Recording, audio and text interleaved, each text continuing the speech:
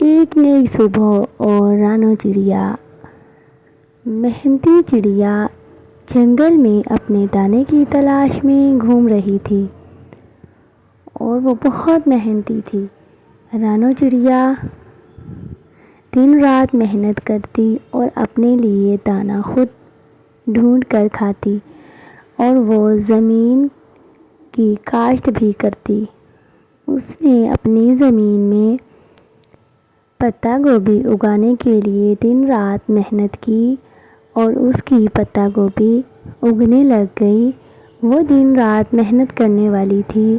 کالو کوا یہ دیکھ کر اس پر بہت حسد کرتا تھا اور کالو کوا نے آ کر رانو چڑیا سے کہا، چھوٹی چڑیا، تمہاری اتنی جرأت کہ تم یہ سب کچھ کرو، میں تمہیں نہیں کرنے دوں گا۔ اور وہ پھر کالے بادل کے پاس جاتا ہے اور کالے بادل سے جا کر کہتا ہے کہ رانو چڑیا کی فصل تباہ کر دو۔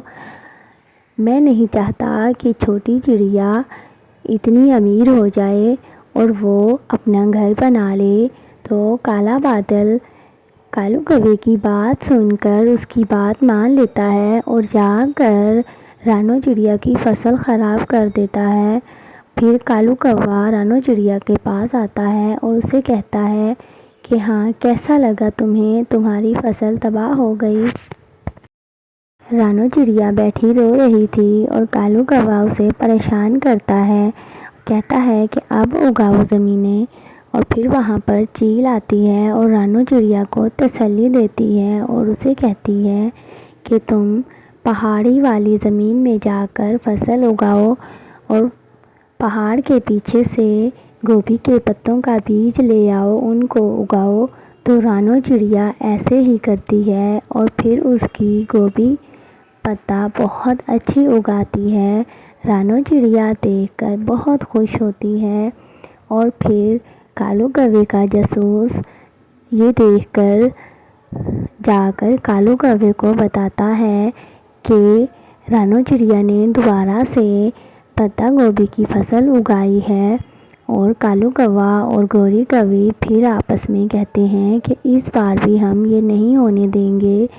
رانو چڑیا اس بار پہلے سے ڈیسائیڈ کر لیتی ہے کہ وہ جا کر بادل کے سردار کے پاس جا کر اس کی شکایت کرے گی اور وہ ایسے ہی کرتی ہے۔ وہ جا کر بادل کے سردار کے پاس شکایت لگاتی ہے تو بادل کہتا ہے کہ یہ اب نہیں ہوگا اور وہ جیسے ہی کالا بادل فصل تباہ کرنے کے لیے کالو کوے کے کہنے پر آتا ہے، کالو کوا اور بادل کو بادلوں کا سردار آ کر روک دیتا ہے اور بادل کو سزا دیتا ہے اور کالو کووں کو بھی سزا دیتا ہے۔